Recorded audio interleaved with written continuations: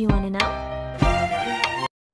Baik, Assalamualaikum warahmatullahi wabarakatuh. Selamat siang Ananda Ibu sekalian. Bagaimana kabar kalian pada hari ini? Ibu selalu mendoakan semoga kalian tetap berada dalam kondisi yang sehat, kondisi yang aman, terkendali, serta terjaga imunitas tubuh. Sebab ruang lingkup kalian pada saat sekarang ini dibatasi karena adanya pandemi COVID-19. Tapi walaupun ada pandemi COVID-19 yang menyarankan kalian untuk stay at home atau berada di dalam rumah di bawah pengawasan orang tua, tapi anak-anak ibu tidak boleh malas-malasan ya, atau hanya rebah-rebahan saja atau bermain game saja. Kalian harus ingat hak dan kewajiban kalian sebagai seorang siswa, yaitu tetap mengikuti proses pembelajaran berbasis online, daring, ataupun pemberian tugas dari guru kepada peserta didik. Maka dari itu, melalui video kali ini, Ibu akan menyampaikan beberapa materi yang seharusnya kita pelajari dalam pertemuan langsung face to face di kelas.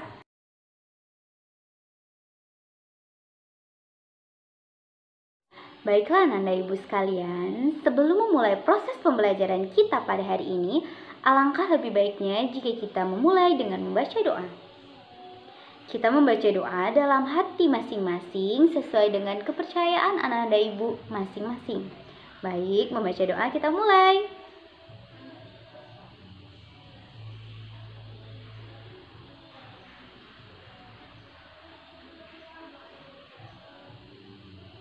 Baik, jika sudah selesai membaca doa, anak-anak ibu sekalian, jadi hari ini ibu mewajibkan kepada seluruh peserta didik ibu yang berada di rumah, yang tetap stay at home, untuk menyaksikan video yang ibu sampaikan pada hari ini agar tidak ketinggalan pembelajaran yang seharusnya kita pelajari di dalam kelas.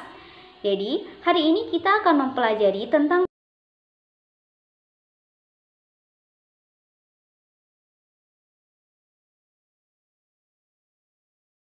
KD dan KI 3.3 dan 4.3. KD 3.3 yaitu membahas tentang menganalisis kronologi perubahan dan kesinambungan antara geografis, politik, ekonomi, pendidikan, sosial, dan budaya dalam masyarakat Indonesia selama penjajahan terjadi. Sementara KI-nya menyajikan informasi tentang kronologi dan kesinambungan kondisi geografis, politik, ekonomi, sosial, pendidikan, dan budaya dalam masyarakat Indonesia pada masa penjajahan. Jadi materi besar kita pada hari ini adalah tentang perumusan teks proklamasi kemerdekaan Indonesia. Pembelajaran kita pada hari ini adalah agar anak-anak ibu bisa memahami bagaimana sejarah dari perumusan teks proklamasi kemerdekaan Indonesia yang kita ikrarkan setiap tanggal 17 Agustus setiap tahunnya. Melalui pengetahuan tentang hal tersebut, jadi anak-anak ibu memiliki jiwa patriotik dan menghargai bagaimana besarnya perjuangan para pejuang-pejuang kita sebelumnya dalam mengupayakan kemerdekaan kebangsaan Republik Indonesia. Jadi anak-anak ibu, materi kita hari ini akan ibu sampaikan di dalam video ini. Jadi diharapkan kepada semua peserta didik ibu untuk aktif serta menyaksikan video yang akan ibu sampaikan pada hari ini.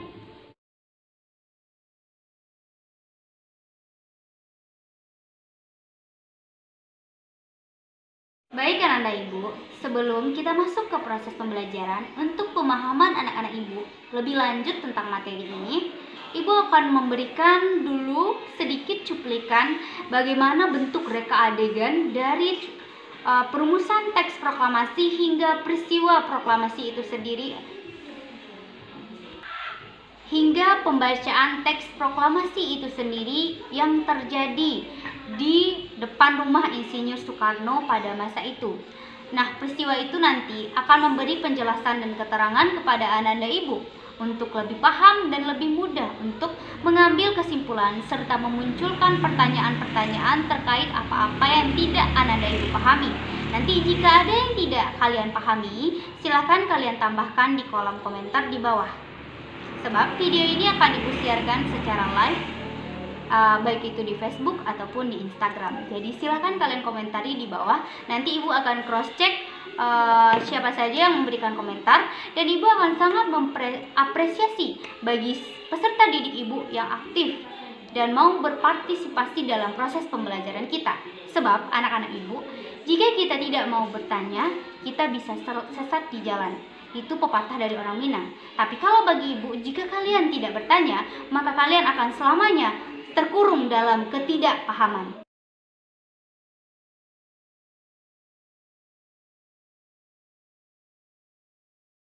Hidup Bung Karno!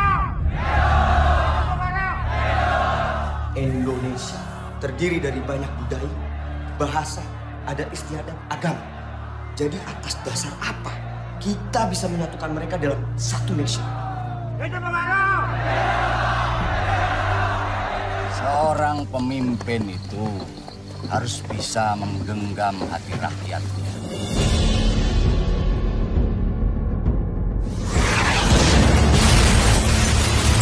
Karena kita sangat kaya, tapi kenapa kita selalu kelaparan?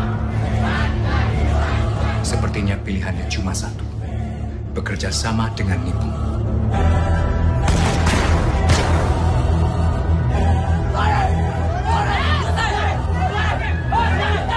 Bung harus melepaskan diri dari mereka. Nipong masih kuat di sini. Nipong sudah kalah. Mereka masih punya senjata sangat banyak. Kita adalah tuan untuk tanah kita sendiri.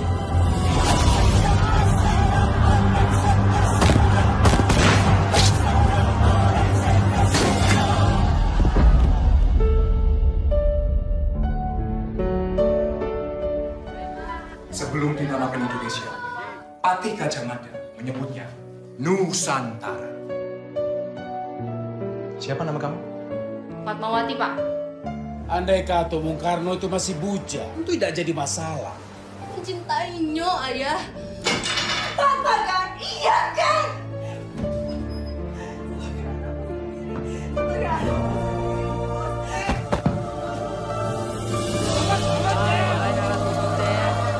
Kita ditindas oleh sistem kolonial.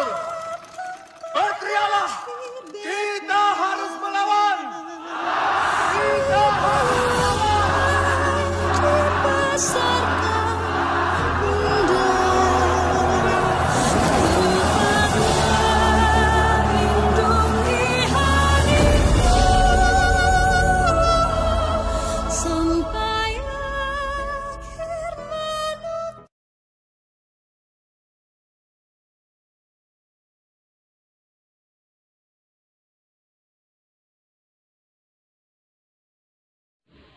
Baik anak-anak Ibu akan menjelaskan bagaimana bermulanya perumusan teks proklamasi kemerdekaan Indonesia. Jadi, hal tersebut bermula dari peristiwa Rengas Dengklok. Jadi, Rengas Dengklok itu sendiri dinamai berdasarkan nama tempat di mana dua tokoh besar Indonesia yaitu Soekarno dan Bung Hatta diasingkan oleh golongan muda. Hal ini terjadi pada 16 Agustus 1945. Pengasingan tersebut dilakukan oleh golongan muda yaitu Soekarni dan kawan-kawannya.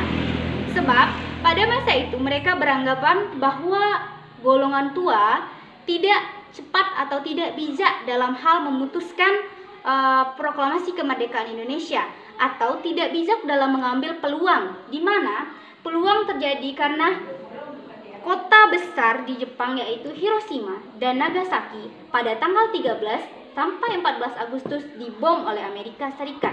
Nah, ketika itu mereka berpikir, inilah kesempatan kita untuk meraih kemerdekaan Republik Indonesia. Jadi, sengaja mereka asingkan tokoh besar Republik Indonesia tersebut.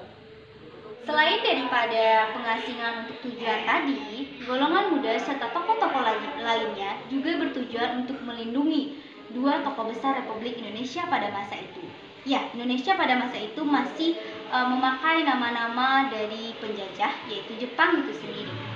Jadi kemudian pada tanggal 17 Agustus, sekembalinya atau sesampainya Soekarno ini di Jakarta, langsung dijemput oleh pasukan dari golongan muda, yaitu Sukarni dan kawan-kawannya, dan dibawa ke rumah Laksamana Tadasi Maeda di Jalan Diponegoro nomor 1 yang sekarang ini menjadi perpustakaan nasional. Mana Tadasi Maeda ini karena dia aman dari serbuan dari para pasukan-pasukan atau polisi-polisi Jepang.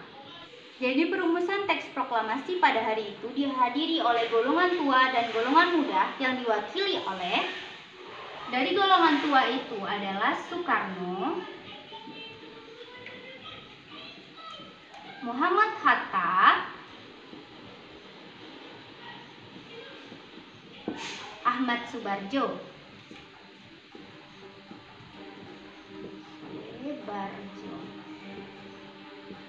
sementara golongan muda Sukarni, Sudiro, dan BM Dia. Jadi, ketika perumusan teks proklamasi ini sejatinya yang memikirkan ide tentang teks proklamasi lebih dominan kepada Bapak Soekarno, sementara Muhammad Hatta, Ahmad Subarjo, Sukarni, dan Sudiro serta BM Dia dan orang-orang lainnya hanya menyepakati serta memberikan saran-saran. Jadilah teks proklamasi itu tulisan tangan dari Soekarno. Tulisan tangan dari Soekarno.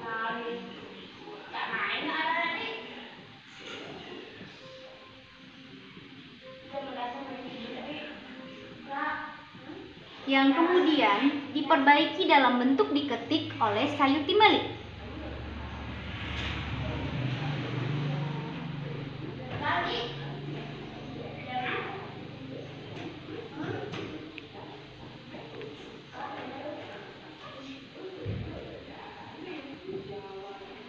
Selesailah teks proklamasi. Kemudian masalah selanjutnya muncul. Ini kan sudah selesai, jadi kita hapus dulu ya, Anda Ibu sekalian.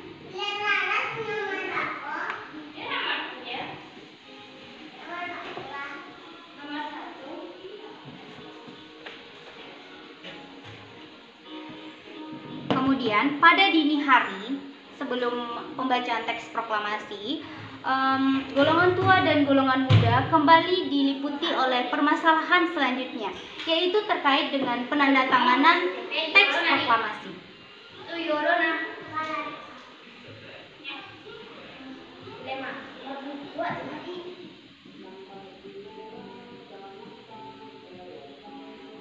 Nah, di sini mereka bukan berdebat, sebenarnya lebih ke arah berdiskusi biasa, siapa yang berhak untuk menandatangani teks proklamasi. Sebagian besar dari mereka berpendapat bahwa teks proklamasi wajib ditandatangani oleh semua yang berpartisipasi dalam merumuskan teks proklamasi.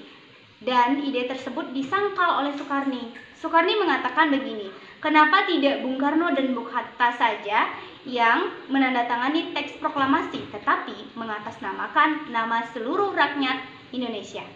Jadi ketika itu usulan dari Soekarni langsung disetujui.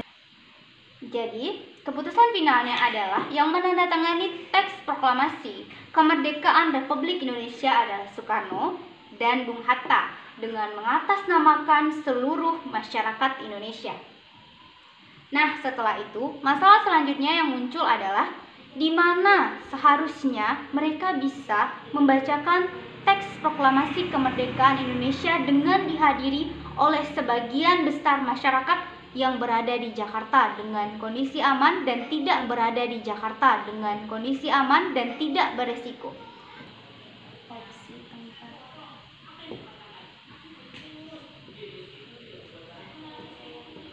Jadi, si tempat pada masa itu ternyata golongan muda yaitu Soekarni beserta kawan-kawannya sudah mencari tempat yang bisa digunakan untuk penyampaian teks proklamasi kemerdekaan Indonesia, yaitu lapangan Ikada.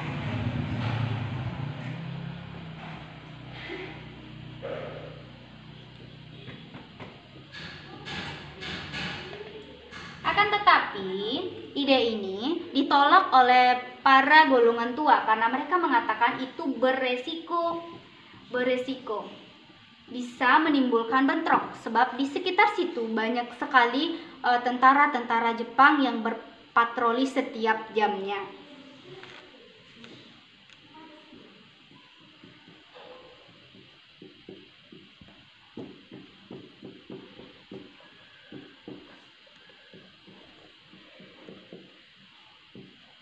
Akhirnya keputusan final pun diambil bahwa pembacaan teksnya diputuskan bahwa pembacaan teks proklamasi kemerdekaan Indonesia dilakukan di depan rumah Insinyur Soekarno, yaitu Jalan Pengangsangan Timur nomor 54. Keesokan harinya, pada tanggal 17 Agustus, hari Jumat bertepatan pada bulan Ramadan di tahun Hijriah, teks proklamasi kemerdekaan Indonesia dibacakan tepat di depan rumah Insinyur Soekarno di Jalan Pengangsangan Timur nomor 54 yang dibacakan langsung oleh Insinyur Soekarno. Kemudian dilanjutkan dengan penaikan sang saka merah putih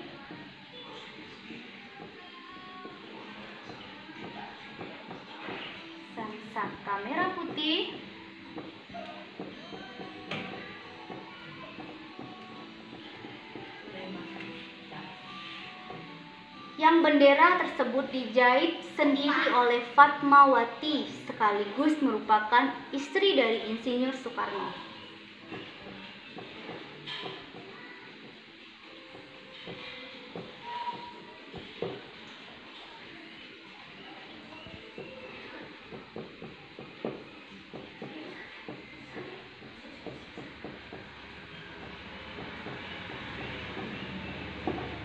Yang diiringi dengan nyanyian lagu Indonesia Raya yang diciptakan oleh W.R. Supratman.